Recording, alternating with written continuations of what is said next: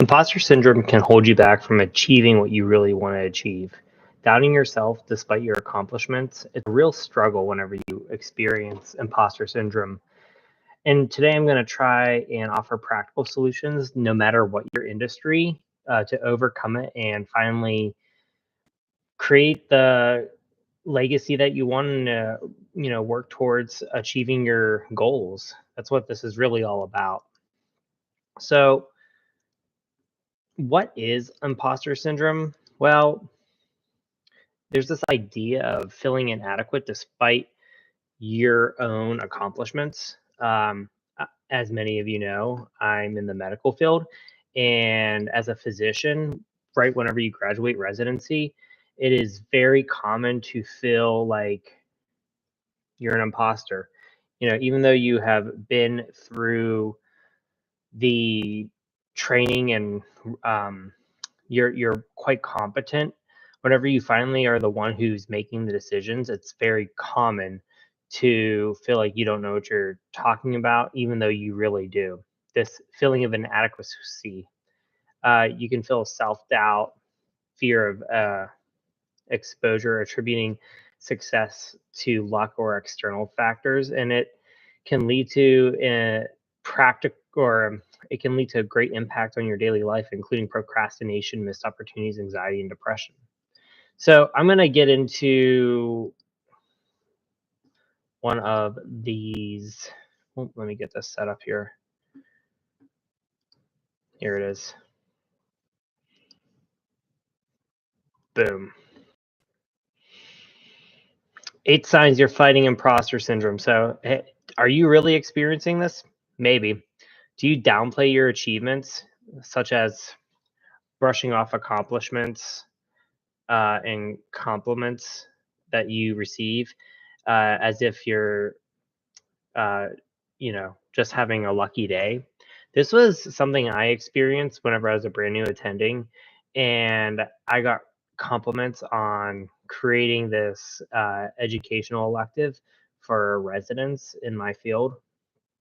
Uh, and it ended up being quite successful. And I just said, oh, no, no, it's right place, right time. I just mimicked something else. But really, it was a lot of infrastructure work to implement such a valuable intervention in my workplace. Perfectionism paralysis. You avoid starting projects unless you're certain they'll be flawless. This is something that I really struggled with, particularly even doing this YouTube channel. I wanted it perfect. I was certain that I couldn't be on camera and that it had to be a faceless uh, channel without any sort of personality imposed into it, hiring a voice actor. And honestly, I just felt that over time that I needed to put myself into it and just start every day and be consistent. And whenever I realized that, perhaps my communication skills aren't perfect to the camera, I found that I'm getting a lot more out of this because I'm actually learning as I go. I'm finding different methods to improve. Um, like today, um, I'm learning how perhaps I really experienced the idea of imposter syndrome early on. Overworking, you put in excessive hours trying to prove your worth. I think that definitely happened to myself right before my son was born. I was doing so much free work to show my value and really try and exemplify that I was, this academic physician. And I was doing so much free work that it was just eating away at me. And I was finding that I wasn't having any time at home. And then I finally got to the point where, I've created enough value and I should be compensated for my efforts. Comparing yourself to others, you measure yourself against colleagues, highlight reel, and feel inadequate. Fear of asking questions, you stay silent to avoid appearing uninformed or incompetent. Yeah, I mean, Simon Sinek says, the most important and influential leaders are those who ask questions and high stakes meetings because it's more often than not that other people are having the same questions.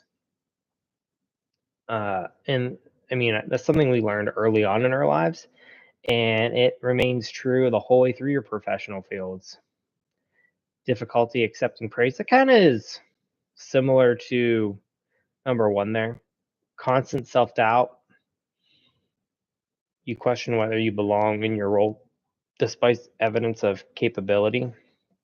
And anxiety about being found. You live with persistent fear that others will realize you're a fraud. So look at all these people. A, a lot of the ideas of imposters, of the impact it has when you're fighting imposter syndrome, can really be combated by adapting a growth mindset because we all feel these all the time. And if you adopt the idea of a growth mindset, you will be able to turn your feelings of adequacy of experiences of the opportunity to grow as a person. And once you change that mindset to wanting to grow as a person, enact process improvements, and become better versions of ourselves, our goals will become realities and you'll start working towards building the legacy that you want. This DMD, I believe that is a dentist, right? Yeah, orthodontist. So Jonathan Snow here, I think I've looked at his stuff before. Um, has imposter syndrome gives you a crushing feeling of self doubt that can nuke performance. Uh, we already know what it looks like: fear of failure, perfectionism, denial of competence, tendency to overwork, difficulty accepting compliments. Here's 10 ways to fight back. Recognizing it's common. Yeah, I will say that probably 95 to 99% of brand new physicians, once they complete residency or their training, have this feeling of imposter syndrome. And you could, whether or not you make a case that physicians are high performers and influential figures in society, they have gone through a lot of education and have competed against thousands and hundreds of thousands of people to get to where they are. Uh, they will likely feel like imposters. Find the root cause. Imposter syndrome often arises because you feel like you're missing something: validation, knowledge, or experience. And again, knowledge and experience, uh, those can be combated with the idea of a growth mindset. It's so important to adopt that growth mindset because if you don't have the knowledge, it's an opportunity to gain knowledge.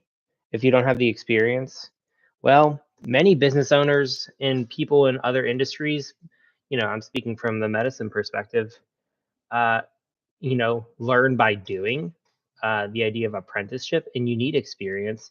So if you feel like you're an imposter because you don't have the experience, well, what a great opportunity to gain that experience. Proving yourself wrong when a doubt rises, anchor yourself with facts. That's good. That's a good way. I think it's always good to reflect on your accomplishments, whether it's daily, weekly, monthly, quarterly, annually. Look at what you've accomplished because it can allow you to realize, oh, yeah, I have come a long way. Lean on your peers. It's good to find near peers who've just gone through your experiences and mentors, and continue to trust them whenever you feel like you don't belong because they can help give you that validation that you need. Celebrating small wins, seeking constructive feedback. Yeah, those are great methods. I'll let you guys read this on your own time. Understand your value. It's not luck. You didn't get to where you are out of pity. This is a merit-based society that we're embarking on, and if you get somewhere, it's because you earn it. Spend time reflecting on your unique value. What is your value proposition? If you haven't created your mission statement and your value statements, I would urge you all to do that because you will see that whatever mantra or brand you're trying to exhibit to your workforce, you can show it. Never stop learning. Yeah, growth mindset. That's what it's about. Continue to learn. Spend your time learning every day. Accept imperfection. No one is perfect. Instead of pressuring yourself to be flawless, focus on being someone who can learn from mistakes and adapt quickly. This turns inevitable mistakes into opportunities to make you more valuable to your time during difficult times. Wow, I struggled with. Okay, yeah, no, I totally agree with all this. I'm gonna stop sharing here.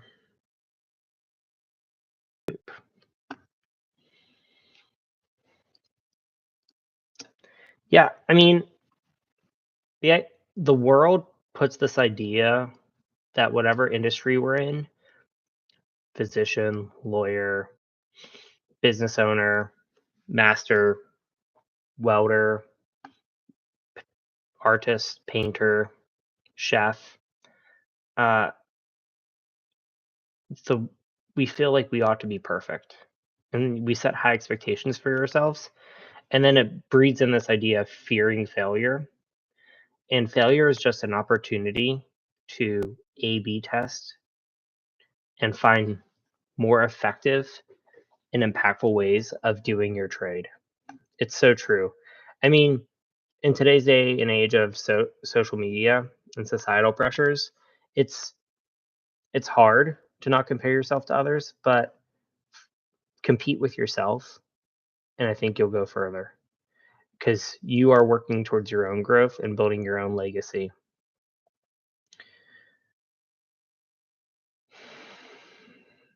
If you're wondering where to start, I think a good idea is to spend every day journaling and just say, what's one thing I did well today in the area that you feel an imposter? If you're a brand new physician, you just finished residency, what is one thing that you did well taking care of a patient? If you're a uh, plumber who just finished his apprenticeship, who's one client that you really helped today? You know, spend time working on that because I think that allowing yourself to adapt a growth mindset to recognize that you are just looking for opportunities to improve in your practicing your self affirmations, uh, you will realize how well you've grown over time and that you aren't an imposter. You're where you should be based on all the hard work that you've done. I would urge you all to continue to embrace challenges because you will rise to the occasions. And as long as you're focusing on the process and the journey and not the outcomes, while celebrating the milestones along the way, you'll recognize very quickly that you are not an imposter. You are the master of whatever trade that you are embarking on. And as long as you stick to your daily habits, consistency, you're disciplined, it'll feed into your values, which feeds into your vision, which feeds into your mission, which is the backbone of your legacy that you leave for yourself and for your family. I think I'll leave it there for you all today. I hope you found this valuable. Imposter syndrome is something that I experienced, and it's taken me, well, I guess 5 years now to get over it. But it's because I embarked on this journey of self improvement and adopting a growth mindset. All right, all. I'll leave you with that. It's Michael with Aimed Intentions. Take care. Bye.